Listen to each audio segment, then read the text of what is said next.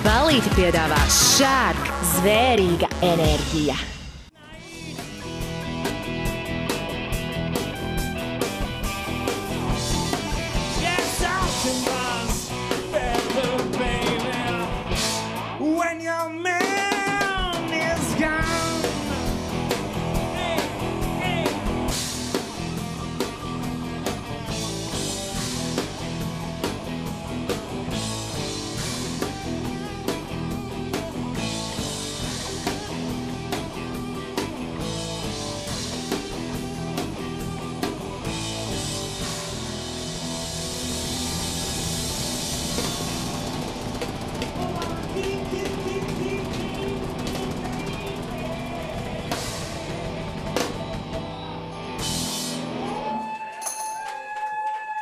Sveiciens tiem, kuri nav redzēti un tie, kuri jau ir redzēti. Grupa Romance Band.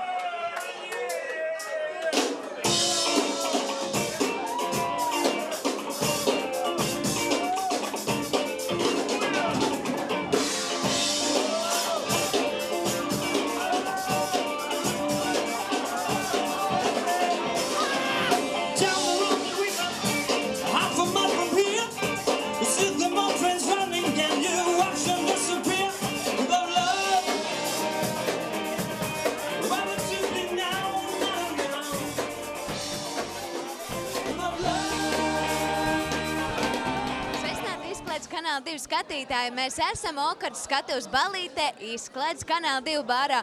Un tikko dzirdējām jau kādu laiciņu, kā mūs šeit ar savu mūziku priecē grupa Romance Band. Protams, vēlāk arī DJ Plastika parādīs kādas jaunas dziesmas viņam ir azotē.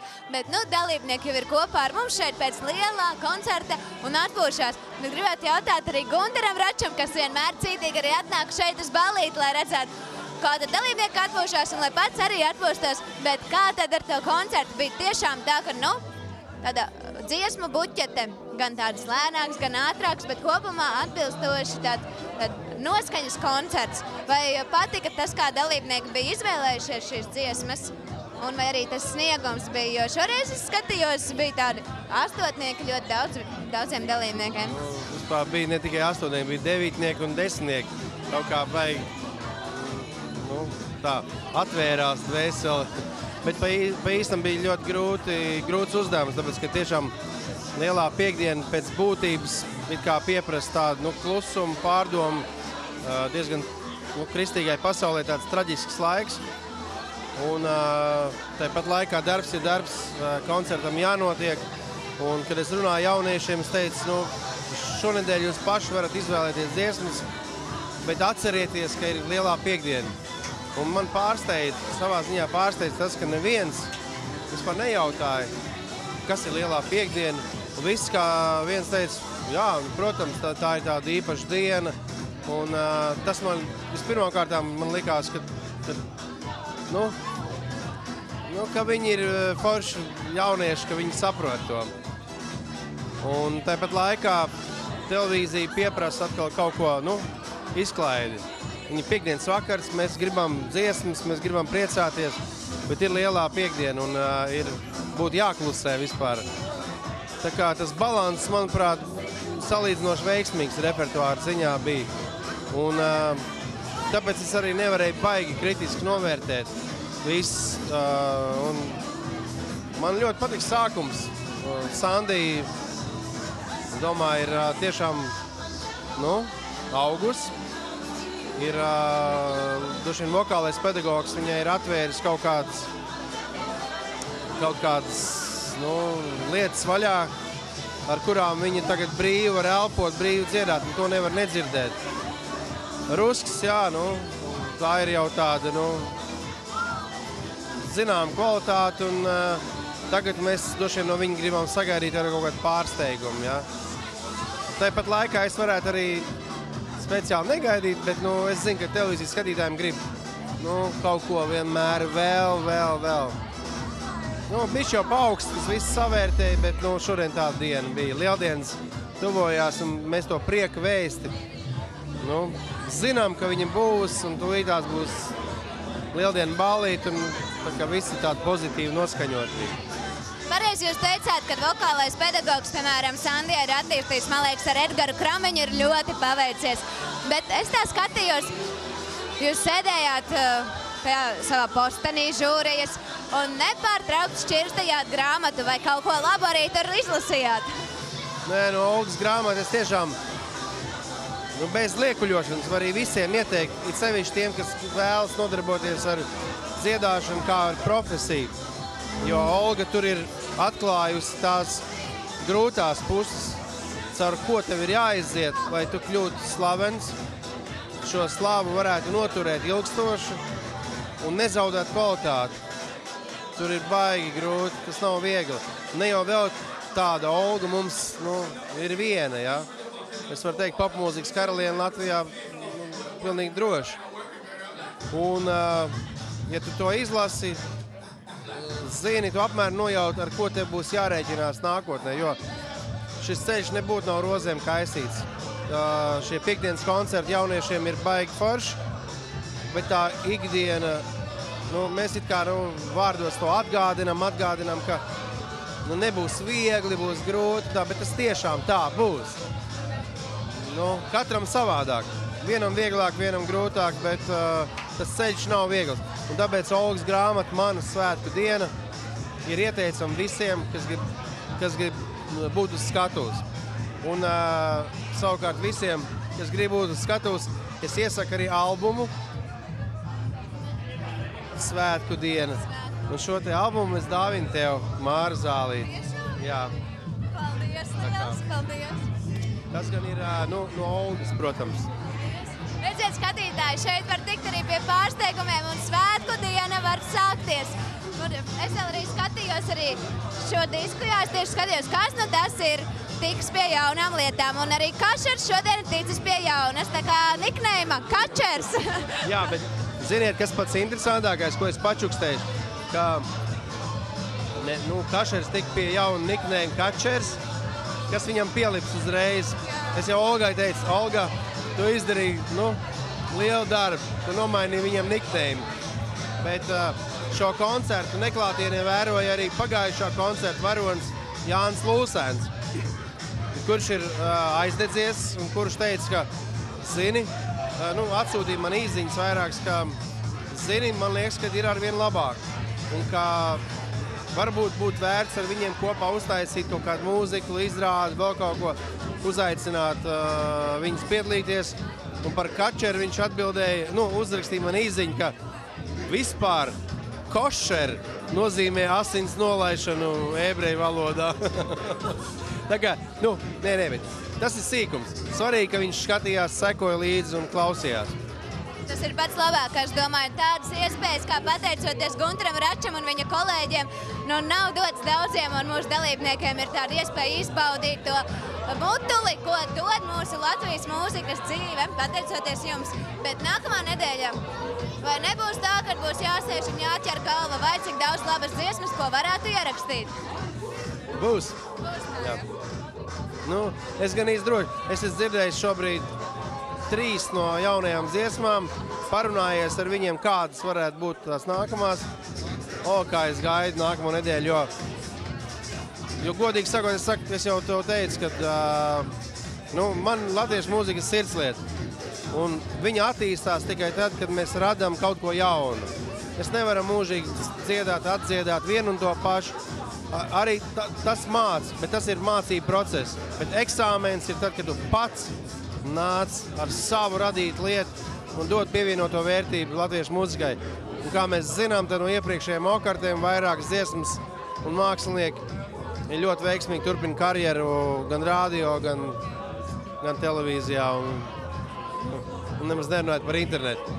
Es domāju, šiem šovu dalībniekiem arī būs tāda pati iespēja un karjera turpināt. Tad, protams, tad jūs palīdzēsiet. Es darīšu, ko es varēšu, bet es domāju, ka viss pa lielam ir viņu pašu rokās. Par rītdienu runājot, tos jaunos es laiku lieku uz izbalsošanu. Tā tas ir. Jā, ko es varu pateikt? Esiet godprātīgi, skatieties rīt un balsojiet par to, patiešām, kas tajā brīdī jūs pārliecina, jo es esmu savā dzīvē pieredzējis, neskaitāmas reizes, es ieraugu kādu jaunu mākslinieku. Man liekas, viņš tāds pa daudz tāds, ne tāds kaut kāds. Paiet kaut kāds pusgads, un es tā jūtu, wow, reku ir. Un tā es esmu domājis par daudziem, kas šobrīd ir spicē arī okartē. Es domāju, ka nē, tas nav uz ilgu. Bet es esmu laimīgs, tā, ka es kļūdos un viss notiek tiem jaunajiem. Paldies tev, Gunter! Un noteikti skatītāji arī tev saka paldies. Es arī saku paldies par svētku dienu. Jā. Un tad, lai priecīgs lieldienas! Tiešām, tev var priecīgs lieldienas un svētdien, ripinam olas, ejam uz baznīcu, dziedam dziesmas, priecājamies, jo, Kristus ir augšām cēlies, un mēs to jau zinām arī lielajā piekdienā. Jā. Paldies tev liels! Čau!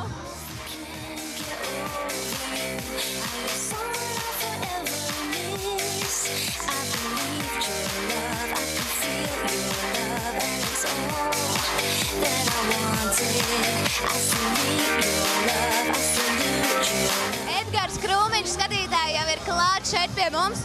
Uzvilcis kraklu, un es dzirdēju, ka tu paņēmi kraklu, teicu, nav nemaz tik slikts. Smuki izskatās. Smuks krekls, jā. Man patīk. Bet, nav vajadzīgs tādu vilkt vairāk, nav. Arī tikko runā ar Gunteru Raču, viņš arī teica, viņš nesaprot, kāpēc jaunie dalībnieki, kas pienākuši 6 trīpus, un teica, lai rīt vērtē godīgi un visu atbalsta. Vai tev jau ir padomā, ko tu varētu rīt mūsu skatītājiem veltīt? Īsti. Nē, vēl neesmu domājis. Par to domāšu rīt. Bet, tad par tādu varbūt patīkamāku lietu. Pirmā debija uz okartas skatuves, kāds bija sajūtas? Prožektori nežilbināja? Bija interesanti, protams. Var labāk, varēja arī daudz labāk. Bet, tā ir tikai pirmā reize, un cerams, rīt mani atbalstīsiet. Jā, un gribu palikt. Ko lai vēl pasaka?